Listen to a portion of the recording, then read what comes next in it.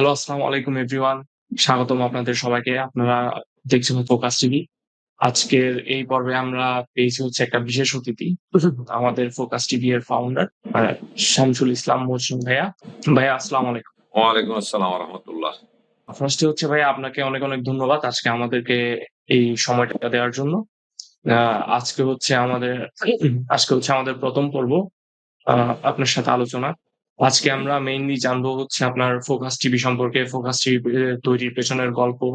কিভাবে হচ্ছে আপনি এই ফোকাস টিভির যাত্রাটা শুরু করছেন, কিভাবে হচ্ছে আপনি টিম বিল্ডিং করছেন অথবা আপনার মাথায় এই ফোকাস টিভির আইডিয়াটা কিভাবে আসছে। এইসব বিষয় হচ্ছে আমরা মেইনলি আপনার সাথে আজকে আলোচনা করব। তাহলে কি আমরা শুরু করতে পারি ভাইয়া? ঠিক আছে, ইনশাআল্লাহ।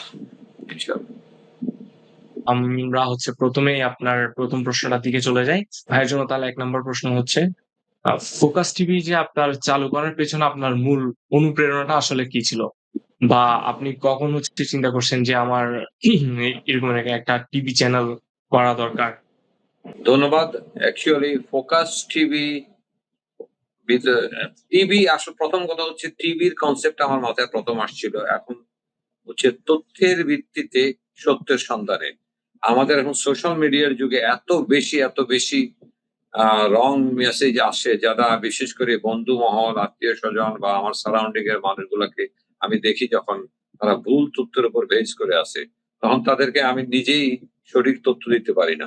আমি চিন্তা করলাম যে আমার মাথায় আসলো যে আমি যদি এই সমাজকে, কমিউনিটিকে কিছু একটা দিতে পারি একটা সত্যের মাধ্যমে। কারণ সোশ্যাল বিজনেস, আমাদের সামাজিক ব্যবসার মাধ্যমেও যদি সমাজের উন্নয়ন করা যায়, সেই দৃষ্টিভঙ্গিতে আমি একটা টিম তৈরি করার চেষ্টা করছি।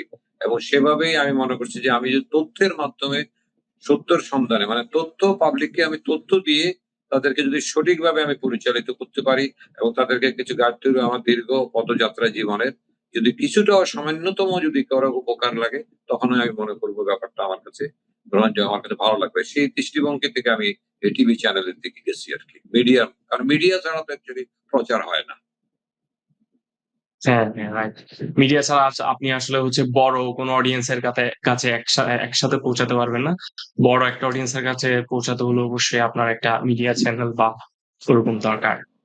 এবং রাইট, আপনার রাইট। কারণ সমাজে মিডিয়া স রাইট। কারণ সামাজিকভাবে আমি খুব কাছাকাছি যেতে পারবো। এতে আমি যে ১৬ আনা সঠিক তাও আমি বলব না। কিন্তু আমার শত অভিজ্ঞতা বা যাই অভিজ্ঞতা সেটাতে যদি কিয়দাংশ কারো উপকারে লাগে, তখনই আমি মনে করব আমার এটা সার্থক। আচ্ছা ভাইয়া ধন্যবাদ। আ দর্শকদের জন্য এখন আমাদের দর্শকদের পক্ষ থেকে ২য় প্রশ্ন। একটি পূর্ণাঙ্গ টিভি চ্যানেল শুরু করার কাজ হচ্ছে নিশ্চয়ই অনেক ইজি ছিল না, অনেক সহজ ছিল না। আপনি এটা কিভাবে স্টার্ট করছেন? এটা প্রথমত আমি আমি ওই যে বললাম শুরুতেই, আমি যেহেতু প্রবাস জীবনে আছি দীর্ঘদিন, আমি যখন দেশে যাই দেশের বিভিন্ন জিনিস আমি চিন্তা করি। তো চিন্তা করে আমি চিন্তা করি যেহেতু আমার ভিতরে একটা স্বপ্ন কাজ করতেছে একটা মিডিয়ার, এট দ্য সেম টাইম আমি কিছু তরুণ দেখছি বাংলাদেশের সাম্প্রতিক যে একটা পরিবর্তন আসছে, এই পরিবর্তনে তরুণ প্রজন্মরা এত স্মার্ট, আমার কাছে খুব ভালো লাগছে। তখন আমি চেষ্টা করছি, আমি ২-৪ জনের সাথে যোগাযোগ করার পর আমি যোগাযোগ করে যে আমি পাই। বিশেষ করে একজন ডেভেলপার পাই, একজন ভিডিওগ্রাফার পাই। আমি তাদেরকে সাথে আলাপ আলোচনা করার পরে আমি চিন্তা করলাম ঠিক আছে আমরা ধীরে এগোতে পারি। সেভাবেই আমরা আমাদের যাত্রা আরম্ভ করি। আ এটাই অ্যাকচুয়ালি আমাকে সবচেয়ে বড় জিনিস এম্পাওয়ারমেন্ট। মানে আমি নতুন নতুন প্রজন্মদেরকে কার্যকরী ভূমিকা রাখার জন্য। মানে শুধুমাত্র আমি দেশে যখন যাই, দেশে দেখি যে বিভিন্ন দিকে বিভিন্ন যুবকরা বেকার এবং বিভিন্ন যুবকরা জব পাইতেছে না। আমি মাঝে মাঝে নিজেকে আশ্চর্য লাগে। কারণ এত দেশের একটা পরিবর্তন, এত নতুনত্ব আসছে এই দেশের মাঝে। কিন্তু এই যে যুবক ছেলেদেরকে আমি কইছি যে এই মিডিয়ার মাধ্যমে যদি ছেলেদেরকে কিছু জবের ব্যবস্থা করে দেওয়া যায়। একটা রিসোর্স আমার মিডিয়াটা করার পিছনে একটা তো ফোকাসের ব্যাপার আছে। পাশাপাশি আমি কিছু জব ক্রিয়েট হবে। একটা উছিলায় কিছু মানুষ কিছুটা জব পাবে। তারা বিহাইন্ড দ্য সিন তারা কাজ করবে। তারা তাদের আর্নিংস এর একটা পথ বাইর করতে পারবে। এবং এই আর্নিংস এর এই যে আনএমপ্লয়মেন্ট এর ব্যাপারটা আমার মাথায় আসছে। যে ওই যে বললাম না শুরুতেই যে একটা প্রচারের পাশাপাশি যে একটা জব, জবের চেষ্টা আরকি দেশের যুব সমাজের জন্য তৈরি করা। জব জবের একটা ক্ষেত্র তৈরি করা। এভাবেই আমি আচ্ছা, ২-৪ জনের সাথে কথা বলে আমি আগানো শুরু করেছি আরকি। আচ্ছা তাইলে হচ্ছে আপনি একসাথে ২ টা প্রবলেম সলভ করার চেষ্টা করতেছেন। একটা হচ্ছে সঠিক তথ্য মানুষের কাছে পৌঁছে দেওয়া, আর আরেকটা হচ্ছে আপনার জব, ওই বাংলাদেশে তথ্য কিছু জব তৈরি তথ্যের করা। জন্য যারা কাজ করবে বিহাইন্ড দ্য সিন, তাদের একটা জবের জি, একটা সুযোগ তৈরি হবে। ব্যবস্থা করা। আমি জানি না অ্যাকচুয়ালি জি, পুরোটা, তারপরেও তাদের জন্য চেষ্টা করবো আরকি বিভিন্ন কারণ একটা মিডিয়া তো শুধুমাত্র তো সাংবাদিকতা নয়, এর পেছনে অনেক টেকনিক্যাল ব্যাপার-স্যাপারও আছে, অনেক কিছু আছে। অবশ্যই আছে, অবশ্যই আছে। এরপরে হচ্ছে আমাদের ৩য় প্রশ্ন। ৩য় প্রশ্নটা হচ্ছে মূলত আমাদের চ্যানেলের নাম নিয়ে। এই চ্যানেলের নামটা যে ফোকাস, এই ফোকাস এর পেছনে আপনার কোনো ভাবনা বা এই ফোকাসটা আপনার মাথায় কিভাবে আসলো? আপনার চ্যানেলের নাম কেন ফোকাস টিভি রাখা হলো? ওকে, ফোকাস অ্যাকচুয়ালি আমাদের লাইফটি একটা ফোকাস। কারণ আমাদের সাধারণত আমরা দেখি যেকোনো জিনিসটাই আমাদেরকে ভালো করে যদি আমরা দেখতে হয়, ভালো করে যদি আমরা বুঝতে হয়, তাহলে আমাদের ভালো করে আগে জিনিসটাকে দেখতে হবে, ফোকাস করতে হবে। আমরা বলি যে তুমি এই জিনিসটাতে তুমি কনসেনট্রেট করো। আ তুমি এই জিনিসটা কনসেনট্রেট করো, তাহলে তুমি ব্যাপারটা বুঝতে পারবে। যেকোনো জিনিস আমরা শিখার জন্য, জানার জন্য ঠিক আমরা চোখ এবং কানকে আমরা ফোকাস দিতে হয়। আমরা চোখ দিয়ে দেখবো, কান দিয়ে শুনবো। এভাবে আমরা জিনিসটা আমাদের হৃদয়ের মাঝে ধারণ করবে, তখন এটা আমাদের মনের ভিতরে ব্যাপারটা গেঁথে যাবে আরকি। এতেই আমি মনে করি তখনই আরকি এটা, সেখান থেকে ফোকাস শব্দটা আমার মাথার মাঝে আসছে আরকি। এখান থেকে আমি একটা প্রস্তাব রাখছি আরকি ফোকাস, এবং দেখলাম যে এটা মোটামুটি একটা গ্রহণযোগ্যতা পাইছে। আচ্ছা, আচ্ছা ভাইয়া, এরপরে হচ্ছে আমাদের ৪র্থ প্রশ্ন। আ আপনি যখন টিভি চ্যানেল শুরুর পথে হাঁটলেন, তখন তো নিশ্চয়ই পথটা সহজ ছিল না। অনেকগুলো প্রবলেম ছিল। একটা টিভি চ্যানেল শুরু করার জন্য আপনার অনেকগুলো স্টেপের দরকার আছে। আপনি কোন চ্যানেল কিভাবে শুরু করবেন, কিভাবে লোক পাবেন। তো এর মধ্যে সবচাইতে বড় চ্যালেঞ্জ আপনার কাছে কোনটা মনে হয়? আমার কাছে সবচাইতে বড় চ্যালেঞ্জ মনে হচ্ছে সেটা হচ্ছে ক্রিয়েটিভিটি। কারণ ক্রিয়েটিভিটিটা অনেকটা গড গিফটেড। আ এটা মেধার তো অবশ্যই ব্যাপার-স্যাপার আছে। কিন্তু মেধার সঠিক চর্চা, অনেক মেধাবীরা আছে, দেখা যায় যে তারা ক্রিয়েটিভিটি তাদের মাঝে নাই। এই যে ক্রিয়েটিভিটি থিংকিং টাকে আমাকে খুব উৎসাহিত করে। এবং এই আমার যে টিমটা আমি আপাতত পাইছি, যে এই টিমটা, এবং এই টিমটার কাছে আমার কাছে মনে হইছে যে ক্রিয়েটিভিটি টা খুব ভালোভাবে কাজ করে, এবং তারা, আশা করি আরকি এটা সমাজ এবং দেশকে আমরা নতুন কিছু দিতে পারবো। আচ্ছা, একটা বলার অপেক্ষা রাখার একটা জিনিস শুরুতেই বলে দেই। এটা কিন্তু আজকে যখন এটা সরাসরি YouTube চ্যানেল না। এখন কিন্তু YouTube চ্যানেল, প্রচুর পরিমাণের YouTube চ্যানেল চলে আসছে মার্কেটে। যেটা ঘরে, ঘরে বলা রাইট, চলে। কিন্তু এটা YouTube চ্যানেল না। এটা হচ্ছে অ্যাপ বেসড। অ্যাপ বেসড, আপনি আপনার সেল ফোনে অথবা আপনি আপনার টিভিতে সেই অ্যাপটা ডাউনলোড করে আপনি আমাদের লাইভ প্রোগ্রাম দেখতে পারবেন। এটা হচ্ছে অ্যাপ বেসড। এটা ঠিক আইপিটিভি বলা চলে আরকি, আমি এর সেন্স। ইন এ সেন্স ঠিক আছে? একটা আইপিটিভির মতো অর্থাৎ একটা ডিজিটাল প্রোডাক্ট আইপিটিভি, আপনি কারণ এটা আপনারা ইন্টারনেট বিল্ড করার প্রোটোকলের ট্রাই মাধ্যমে এটা করছেন। চলবে। এটা আইপিটিভি, এটা রাইট, মতো না, এটাই আইপিটিভি। কারণ এটা ইন্টারনেট প্রোটোকল। আইপিটিভি বলা এর যায়। মাধ্যমে, ইন্টারনেটের মাধ্যমে আপনি লাইভ নিউজ পাবেন। আচ্ছা, আচ্ছা, আচ্ছা। আচ্ছা, এর পরের প্রশ্ন হলো, অন্যান্য টিভি চ্যানেলের ভিডিও অর্থাৎ অনেকগুলো তো টিভি চ্যানেল আমরা দেখি, অনেকগুলো আইপিটিভি এভেইলেবল। একটু আগেও আপনি বললেন যে অনেকগুলো YouTube এভেইলেবল, অনেকগুলো হচ্ছে আপনার আইপিটিভিও এভেইলেবল। তো এই সবগুলো আইপিটিভির ভেতরে আপনি আপনার যে প্রতিষ্ঠান ফোকাস টিভি বা আপনার যে চ্যানেল ফোকাস টিভি, এটাকে আপনি কিভাবে আলাদা করে দেখতে চান? বা জিনিসটা ফোকাস টিভিকে মেইনলি অন্য যেকোনো আইপিটিভি থেকে আলাদা করে? তো টিভি বলতে সাধারণত জনপ্রকাশিত বা বেশি বহুল প্রচারিত যেটা, সেটা হচ্ছে যে এটাকে অনেকে বিনোদনের মাত্রা বলে। কিন্তু আমার কাছে মনে হয় যে ওই যে শুরুতে বললাম, তথ্যের ভিত্তিতে সত্যের সন্ধানে, এবং এই সত্যের আমাদের এটা, আমরা বিনোদন একটা বিষয় আছে, এটা আমি স্বীকার করি। কিন্তু পাশাপাশি আমরা তথ্য বেশি দেওয়ার চেষ্টা করবো, যেটা নাকি আগামী প্রজন্মর কাছে এবং নতুন দর্শকদের কাছে নতুনত্ব দেবে। আমি নিশ্চিত এটা আশাবাদী। সেজন্যই আমি খুব এটা আশাবাদী। এটা নতুনত্ব আসবে, সেটা হচ্ছে তথ্যগুলো আমরা বেশি দেওয়ার চেষ্টা করবো আরকি, বিশেষ করে। তথ্য অথেন্টিক যে তথ্য তথ্যগুলো exactly, অ্যাভেইলেবল authentic, নির্ভরশীল তথ্য আমরা দেওয়ার চেষ্টা করবো আর কি, যতটুকু পারবো আর কি। আচ্ছা। হুম, আপাতত আপনারা হচ্ছে কিসে ফোকাস করতেছেন? মানে হচ্ছে ফোকাস টিভি এর মূল প্রোগ্রাম গুলো এখন কি, কি? যেগুলো হচ্ছে আপনারা আ সকল মাধ্যমে যেমন লাইভ সম্প্রচার হোক কিংবা YouTube হোক কিংবা Facebook হোক বা যেকোনো যোগাযোগ মাধ্যম যেখানের মাধ্যমে আপনারা হচ্ছে মানুষের কাছে পৌঁছান। ওইসব জায়গাতে আপনি কোন ধরনের কনটেন্ট বেশি দেওয়ার চেষ্টা করতেছেন আরকি?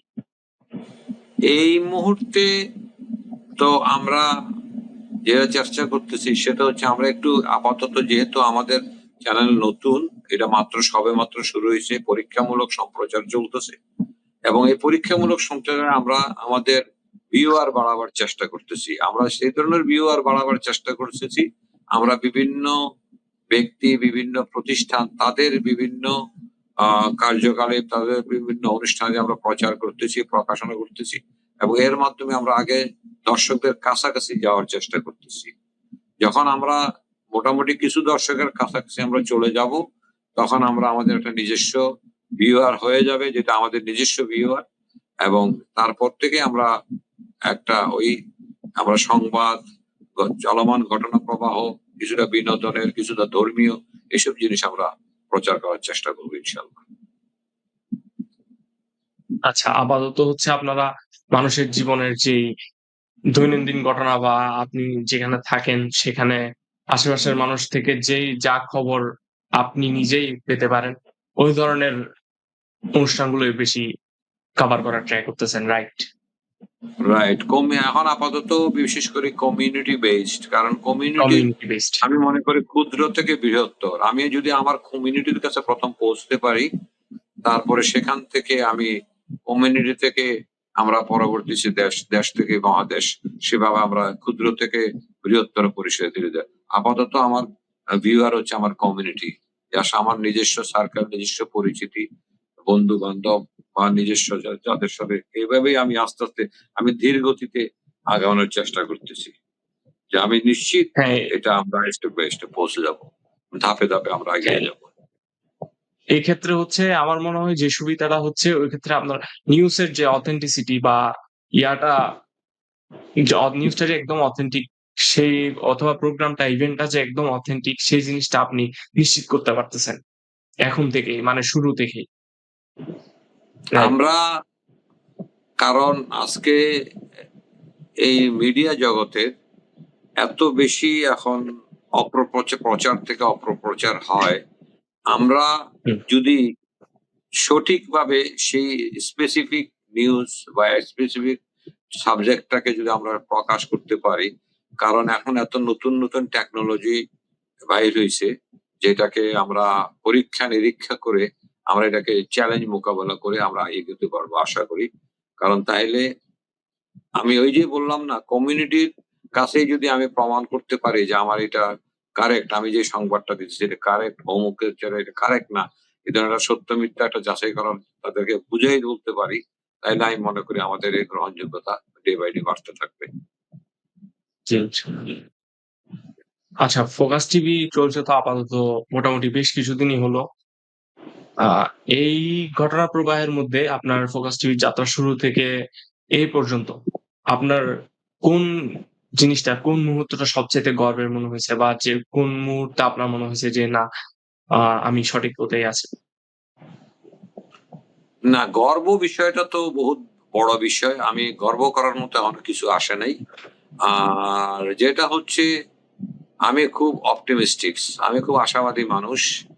যার ফলশ্রুতিতে আমি মনে করতেছি যে আমাদের ক্ষুদ্র ক্ষুদ্র এটা করে আমরা এখনো খুব তৃণমূল পর্যায়ে আমরা এখনো আছি। কারণ আমার কাছে এই তৃণমূল থেকে যদি কিছুটা কাটায় উঠতে পারি একটু, মানে ওই যে গাছার যখন বৃক্ষরোপণ করলে প্রথম বীজ থেকে অঙ্কুরিত হয়, আমরা সেই লেভেলে এখন পর্যন্ত আছি। যদি সেখান থেকে একটু পাতা পুষ্প দেখা যায় আর কি, একটু পরিচয় দেওয়া যায়, আরো স্পিড আপ হইতে পারবো, এবং আরো বেশি মনোযোগী এবং আরো সিরিয়াসলি আমরা এখনই মনোযোগী সিরিয়াস, কিন্তু প্রশ্নটা হচ্ছে যে এখন কোন রকমের যেন আমাদের ভিতরে দোদুল্যমনতা কাজ না করে, যে আমরা কতটুকু আগে পারি। ওই যে বললাম না, আমরা খুব আশাবাদী আশা নিয়ে আমরা আগাইতেছি। এখনো তৃণমূল পর্যায়ে আছে, যার কারণে আমরা কিন্তু আনুষ্ঠানিক প্রচারণা বলতে যেটা বোঝা যায় আমরা কিন্তু করতেছি না। আমরা বারবার বলতেছি এটা পরীক্ষামূলক সম্প্রচার। কারণ আনুষ্ঠানিক বলার পরে সেটা আর সংশোধন করার কোনো সুযোগ থাকে না। সুযোগ নেই। তাহলে এখন আমাদের হচ্ছে এটা পরীক্ষামূলক সম্প্রচার। এই পরীক্ষামূলকের মাধ্যমে আমরা প্রত্যেকদিন আমরা কিছু না কিছু আমরা শিখতেছি। এই যেমন আজকেই এই যে প্রথম একটা ইন্টারভিউ অ্যাজ এ ওনার বলি এবং প্রধান নির্বাহী হিসাবেই বলি, যেভাবেই বলি না কেন, এই যে আজকে করছি, আজকে এটা করতে যেও আমাদের অনেক ভুল ভ্রান্তি হচ্ছে অথবা দর্শকদের কাছে ধরা পড়বে। কিন্তু এটা থেকে আমরা শিখবো এবং আগামীতে ইনশাআল্লাহ আরো ভালো একটা কিছু আমরা দিতে পারবো ইনশাআল্লাহ। সো জি, এভাবেই আমরা ইনশাআল্লাহ। চ্যালেঞ্জ গুলো মোকাবেলা করে আমরা এগিয়ে যাচ্ছি আরকি। আচ্ছা। এখনো হচ্ছে আপনি যেহেতু বললেন যে খুব ইনিশিয়াল পর্যায়ে আছে। তো আস্তে, আস্তে যখন জিনিসটা আরো গ্রো হবে, ফোকাস টিভি যখন আরো গ্রো হবে, আরো বেশি মানুষ দেখবে, আপনি কমিউনিটিকে যখন আরো কিছু কমিউনিটি এড করবেন, তখন আপনি হচ্ছে আরো টিম বিল্ড আপ করে আরো বেটার পিপল দের সাথে নিয়ে তখন হচ্ছে আনুষ্ঠানিক যাত্রাটা শুরু করতে চান, রাইট? এক্সাক্টলি, কারণ ওই যে বললাম না, যত দিন যাবে ততই নতুন এমপ্লয়মেন্ট অপরচুনিটি ক্রিয়েট হবে। এটা জি। আমি শুধুমাত্র একজন উদ্যোক্তা। এখানে কিন্তু আমার দৃষ্টিভঙ্গি শুধুমাত্র উদ্যোক্তা। আমি উদ্যোগটা নিছি এবং পুরা টিমটা, প্রত্যেকের টিমের প্রত্যেকটা অংশে যার নিজস্ব ক্যাপাবিলিটি দিয়ে আমরা এগিয়ে যাবো। এতে আমাদের কি হবে, মোর মানে মানুষের অনেক জবের ব্যবস্থা হবে। অনেক জব পায় বলে যে দেখা যাবে যে অমুক জব চাইতেছে, অমুক জব করতেছে, সে কিভাবে? আমরা মার্কেটিং এর পিপল লাগবে, আমরা কম্পিউটার টেকনিক্যাল পিপল লাগবে, আমরা বিভিন্ন অনুষ্ঠানাদির জন্য কোনো না কোনো ভাবে আমাদের সোজা কথা আরো অনেকগুলো জব ক্রিয়েট হবে আরকি। আমরা সেভাবে এগোচ্ছি। আমাদের মার্কেটিংটাও হবে, এই হচ্ছে অবস্থা। মানে এককভাবে তো ফাইন্যান্স দিয়ে সম্ভব না। আমাদের কিছু অ্যাডভার্টাইজমেন্ট এর ব্যাপার-স্যাপারও আছে। সেদিকেও আমাদের কিছুটা দৃষ্টি রাখতে হবে আরকি। এটা তো কোনো চ্যারিটেবল অর্গানাইজেশন ও আমি বলব না এটাকে। আবার ঠিক একইভাবে এটাকে শুধু মানি মেকিং মেশিন হিসাবে আমি এটাকে দেখব না। সামাজিক এবং পরিবেশগতভাবে অর্থের প্রয়োজন আছে। কিন্তু অর্থের জন্য নিজের অবস্থানকে, নিজের ব্যক্তিসত্তাকে কখনোই বিকিয়ে দেওয়ার মতো মানসিকতা আমার নাই এবং আমি এটাকে সমর্থন করি না। তবে যতটুকু ন্যূনতপক্ষে যেভাবে নিজেদের অবস্থানকে ফুলফিল করা যায় সেভাবে আমরা ধীরে করে আমরা চেষ্টা করব আরকি। এটা বিশেষ করে এটা ওই যে বললাম না, সেবার মাধ্যমে ব্যবসা। এটা সোশ্যাল সোজা সাপটা বিজনেস। এক্সাক্টলি। আমাদের আমাদের সেবার জন্য বিভিন্ন ডোর ওপেন হবে এবং একেকটা মানুষ নিজেরাই দেখতে পারবে। তারা নিজেরাই আগ্রহ হবে। এই হচ্ছে। আচ্ছা, এটা কি আপনি কোনভাবে আমাদের ইন্টারিম গভর্নমেন্ট এর প্রধান ইউনূস স্যার ইউনূস স্যারের সাথে থেকে কি অনুপ্রেরণা নিয়েছেন বা উনার কাছ থেকে কিছু? না, ব্যাপার হইছে এটা আমি স্যারের প্রতি একটা শ্রদ্ধা রেখে বলতেছি। উনি আমাদের শিক্ষক চট্টগ্রাম বিশ্ববিদ্যালয়ের। কিন্তু শ্রদ্ধা রেখে বলতেছি, উনার এই সেবাটা এক ধরনের। উনার সেবাটা এক ধরনের আর আমার সেবাটা অন্য ধরনের। প্রশ্নটা হচ্ছে যে কনসেপ্ট সেবা তো এটাই ওয়াইড, মানে হচ্ছে বিশাল এটা। সোশ্যাল বিজনেস আইডিয়াটা সম্পর্কে আসলে হ্যাঁ, এই যে সোশ্যাল বিজনেস এর ব্যাপারটা তো এটা বিশাল ব্যাপার-স্যাপার। এখন সোশ্যাল একটা সমাজের বিভিন্ন অঙ্গ-প্রত্যঙ্গ থাকে, বিভিন্ন অর্গান থাকে। অবশ্যই থাকে, যেরকম অবশ্যই টাকার থাকে। দরকার আছে, ম্যানের দরকার আছে এবং এমপ্লয়মেন্ট এর দরকার আছে এবং ওই ই গরিব মানুষের চিকিৎসার ব্যবস্থা আছে। তারপরে একটা সমাজে তো অনেক রকমের অপরচুনিটি তো থাকে। এখন আপনি কোন অবশ্যই থাকে। অর্গানের, আচ্ছা, একটা দেহর যেরকম বিভিন্ন অর্গান থাকে, সেরকম একটা সমাজেরও বিভিন্ন অর্গান থাকে। সো আমাদের রাইট।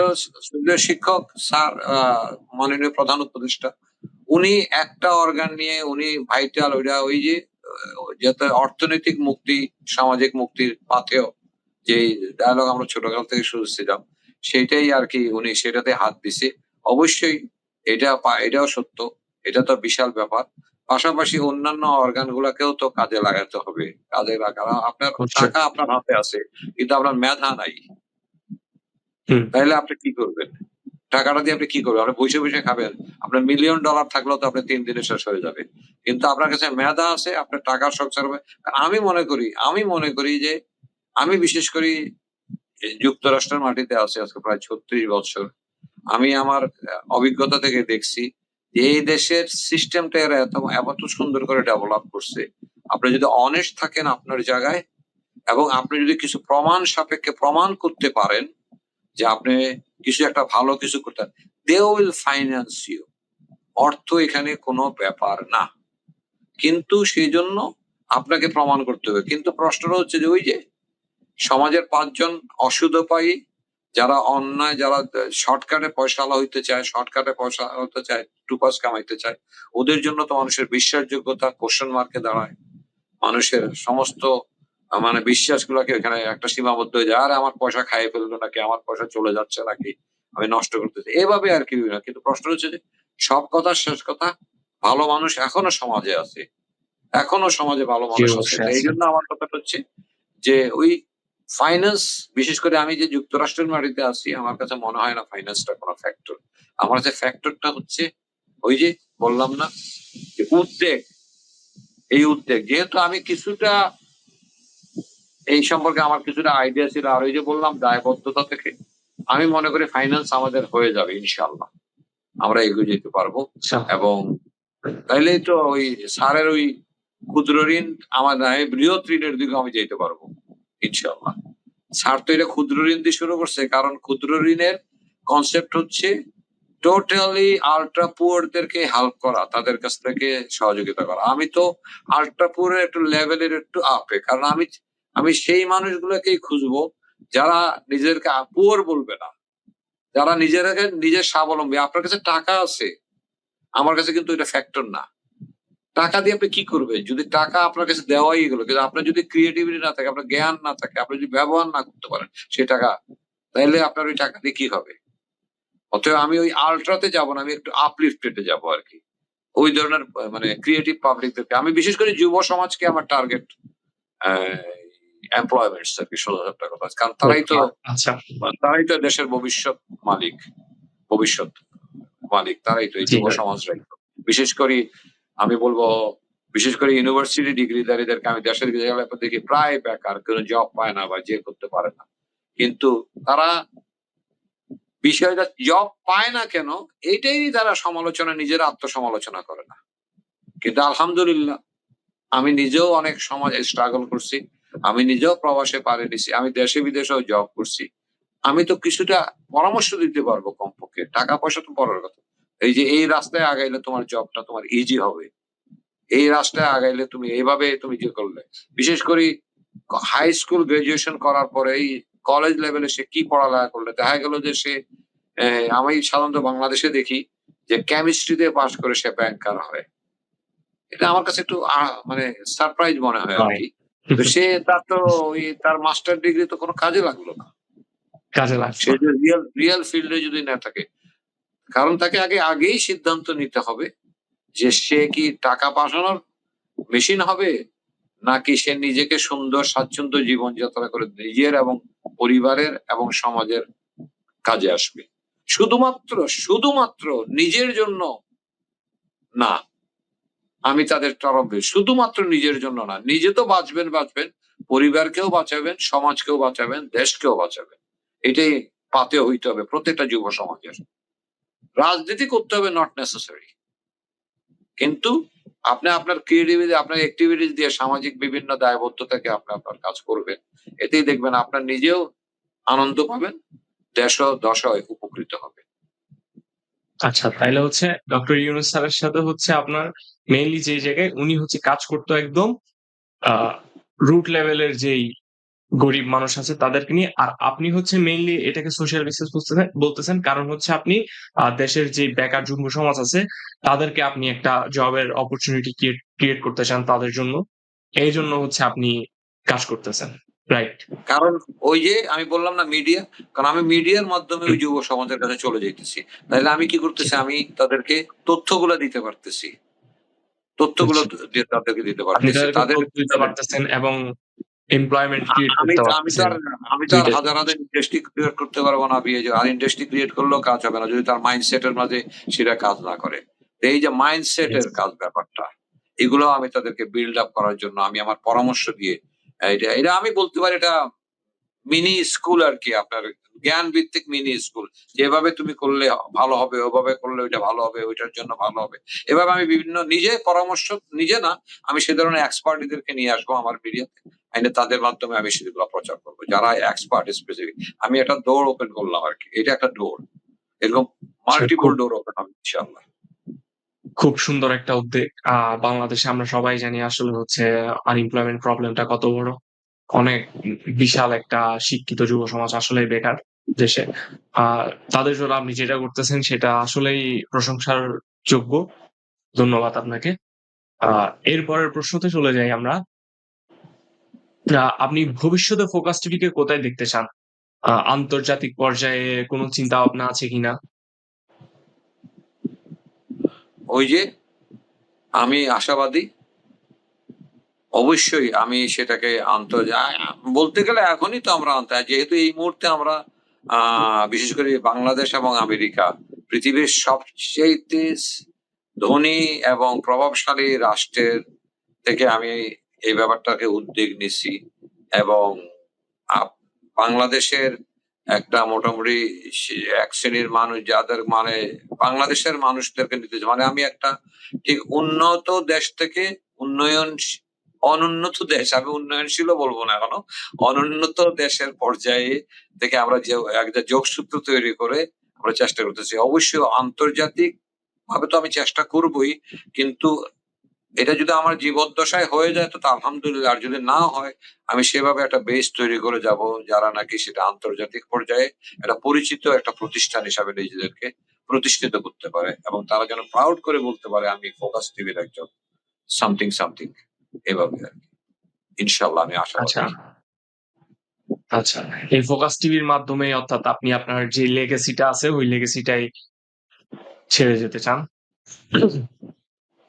এক্স্যাক্টলি হুম, আমার এ পরবর্তীরা যারা তারা সেটাকে উত্তরাধিকারী দিয়াস। আচ্ছা। এর পরের প্রশ্ন হলো যারা হচ্ছে নতুন টেলিভিশন কিংবা মিডিয়ায় আসতে চায় অথবা হচ্ছে যারা মিডিয়া জগৎ থেকে তার ইনকাম জেনারেট করতে চায়, তাদের জন্য আপনার কি কোনো পরামর্শ? হ্যাঁ, অবশ্যই তাদের জন্য আমার পরামর্শ হচ্ছে যে যেহেতু আমি একটা প্ল্যাটফর্ম দিলাম, এই প্ল্যাটফর্মের মাধ্যমে বিভিন্ন রকমের ইনফরমেশন আমরা দিব।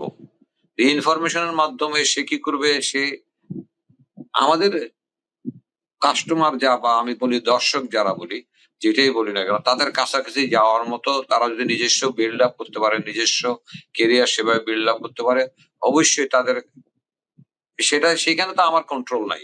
কারণ সে নিজেই সেটা দৃশ্যমান হবে, সবগুলো দৃশ্যমান হয়ে যাবে যে কতটুকু সে এই প্রভাব ফেলতে পারতেছে এবং কতটুকু দর্শক সে টানতে পারতেছে এবং তার দর্শক থেকে ১০০ আমি ধরে দেই, আমি যদি ১০০ দর্শক ধরি তার মাঝে যদি একজন দর্শকও দেখি আমি বা একজন এমপ্লয়ি বলবো না, আমি বলবো যেহেতু আমি এটা এমপ্লয়ি বেসড করব না, আমি এটা কর্পোরেশন বেস করব। কারণ পৃথিবীটা এখন কর্পোরেট ওয়ার্ল্ড। সেই এমপ্লয়িটা যে মনে করেন যে আমার পিছনে বিহাইন্ড দ্য সিন এই টিমের সাথে কাজ করতেছে, সেও তো একজন অংশীদারি। তো এখন প্রশ্নটা হচ্ছে প্রতিষ্ঠান বড় যদি হয় আলটিমেটলি সেও বড় হবে এবং সেও বড় হইলে পুরো রাইট। টিমটাই বড় হবে। আর পুরো টিমটাই পুরো দেশটাই বড় হবে। এগুলো একটার সাথে একটা জড়িত। হ্যাঁ, প্রশ্নটা হচ্ছে যে ইয়েস এইখানের মাঝে ক্রিয়েটিভ পিপল গুলাকেই আমাকে বেশি প্রয়োজন। আমি তাদেরকেই নিবো যারা ক্রিয়েটিভ। আর যারা বলে যে শুধু ৯ টা ৫ টা জব করার চিন্তা করবে, আমার সার্টেন অ্যামাউন্ট অফ বেতন are certain amount of task আমার থাকবে। নো। তাদের জন্য ফোকাস টিভি প্রপার প্লেস না এমপ্লয়মেন্ট এর। আচ্ছা। তাহলে ফোকাস আপনি টিভি হচ্ছে চান ক্রিয়েটিভ, যারা চিন্তাশীল, চিন্তাশীল, মননশীল। কারণ ওই যে বললাম না, আপনার ১০ টা চিন্তা মাথার মাঝে আসবে। তার মধ্যে একটা চিন্তা হয়তো আমার পারিপার্শ্বিকতার উপরে চাপ প্রয়োগ করতে পারবে। যেটাতে আমার ওই যে ক্লক কোনটা যে নক করবে আপনার হিটে আমি জানি না। কিন্তু একটা করবে, ১০ টা করলে একটা করবে। কারণ আমি দেখছি এই দেশে গবেষণা করে হাজার, হাজার ডলার এরা এই সরকার, বিশেষ করে আমেরিকার সরকার খরচ খরচ করে, হাজার হাজার ডলার শুধু গবেষণা করতে, যে কোনো একটা জিনিসের উত্তর পাইতে। আমি নিজে এগুলা আপনাদের পরবর্তী আলোচনা এগুলো এক একটা টপিকস আমি নিয়ে আসবো সামনে। গবেষণা আমার এটা গবেষণা। গবেষণার মাধ্যমে যে আমার সাথে টিমের মাঝে আসতেছে, আমি তাকে বলতেছি না আমার কর্মচারী, বা তাকে আমি বলতেছি না তোমাকে আমি বেতন দিতেছি, তাকে আমি বলছি আমার পার্টনার্স। যেহেতু এটা একটা কর্পোরেট ওয়ার্ল্ড, আর আমরা একটা কর্পোরেশন করতেছি, সো কর্পোরেশনের মাঝে সে তার নিজের প্রয়োজনের তাগিদে নিজে ক্রিয়েটিভিটি করতে পারবে। সে করতে পারবে না, সে হারায় যাবে। সে করবে, সে আমি গ্যারান্টিতে বলতে পারি আগায় যেতে পারবে, তাকে কেউ আটকে রাখতে পারবে না। এখানে আমি বা আমরা বা স্পেসিফিক একজন কষ্ট করবে, আরেকজন আমরা তার মেধার উপরে, না, ওইটা না। আমি আমার ক্রিয়েটিভিটি করব, আপনি আপনার ক্রিয়েটিভিটি করবেন, এক্স ওয়াই যে তারও তো করবে। এমপ্লয়মেন্টের মধ্যে ওই যে খালি ক্রিয়েটিভিটি দিতে হবে না, আমার রুটি রুজির ব্যাপারটাও তো আছে। তো ওইটাকে মনে মাথায় রাখতে হবে আর কি। ক্রিয়েটিভিটির সাথে জি, অবশ্যই। এই যে সৃষ্টিশীলের মাধ্যমে অর্থশীল হইতে হবে। অর্থকর। হ্যাঁ, সৃষ্টিশীলের মধ্যে অর্থ হবে। খালি শুধু ৯টা-৫টা পুরো টাইমের সুযোগ নেই। বুঝলাম। আচ্ছা ভাইয়া, আজকে আমাদের প্রশ্ন ছিল এগুলোই। অনেক ধন্যবাদ আপনাকে। আপনি আমাদেরকে সময় দিয়েছেন এবং অনেক গুরুত্বপূর্ণ প্রশ্নের উত্তর দিয়েছেন। অনেক কিছুই আমরা আজকে জানতে পেরেছি। ইনশাআল্লাহ আপনার সাথে আবার কথা হবে। আপনাকেও ধন্যবাদ, এবং ফোকাস টিভির পক্ষ থেকে সবাইকে ধন্যবাদ। কিন্তু আজকে আপনারা এই জিনিসটা দেখছেন, আপনাদেরকে সকলকে ধন্যবাদ। কিন্তু আমি একটা কথা বলবো, প্রতিটা বিষয়ে আমাদের পরিচ্ছন্ন ভাবে আমাদেরকে করতে হবে। পরিচ্ছন্নতা থাকতে হবে, স্বচ্ছতা থাকতে হবে, এবং আমরা যে কথাগুলো আজকে বলতেছি, এটা আজকে একটা অন এয়ারের কথাবার্তা। অতএব আমাদের এই কথাগুলো যেন মানে ভুল প্রমাণিত না হয়। আমরা সত্যকে জয় করে আমরা সামনের দিনগুলোকে আরো সামনের দিকে এগিয়ে যেতে পারি। আপনাদের সবাইকে ধন্যবাদ। আপনাকেও ধন্যবাদ ভাইয়া। যারা আমাদের সাথে এতক্ষণ শুনছেন, আপনাদের প্রতি অনেক কৃতজ্ঞতা। সামনে আরো অনেক গল্প, আরো অনেক প্রেরণা নিয়ে আবার আপনাদের সাথে ইনশাআল্লাহ কথা হবে। ততদিন পর্যন্ত ভালো থাকুন। ফোকাস টিভির সঙ্গে থাকুন। আসসালামু আলাইকুম।